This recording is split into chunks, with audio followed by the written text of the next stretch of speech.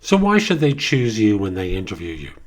Why should you be the one that when they're evaluating all the different people, you're the one that screams to them, yeah, let's take that guy.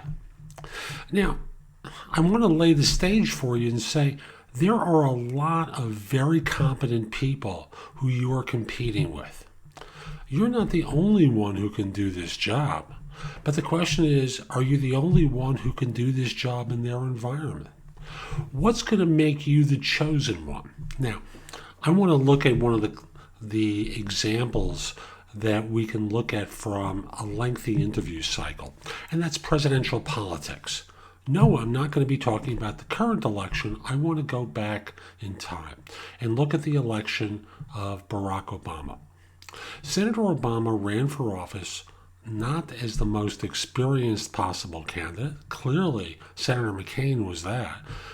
Senator Obama, ostensibly had a year in the Senate, but most of that time he was out campaigning. So he didn't have any national experience. He didn't have any foreign policy experience or economic experience. He had been a state senator in Illinois who oftentimes voted present and a background as a Harvard-trained attorney, practiced for a while. You've heard the story of being a community organizer. What qualified him to be president of the United States? Now, perhaps qualifications are not the key ingredient when Americans elect candidates, but we can still look at why he was the one that was chosen over someone who is clearly more experienced than he. Now, some people will say, I liked his politics and policy ideas better than the other one. I don't buy that, and I'll just point to the fact that statistics throughout the first 5 or 6 years of his presidency said so many Americans disagreed with his politics. How does this work? Well, the answer is a good instruction for you as an interviewer, and that is they liked him personally, even if they disagreed with him, and they voted for him because they liked him. As we even look at the current election, the way the campaigning is being done is vote for me, you hate that guy, and you should dislike that guy a lot. I'm not mentioning names, it's irrelevant to the equation. Because the key missing ingredient for most of you is that you're only selling yourself for your competence.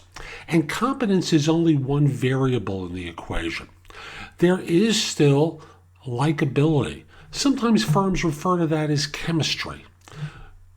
I'll call it likability because that's the marketing term, the advertiser term for it.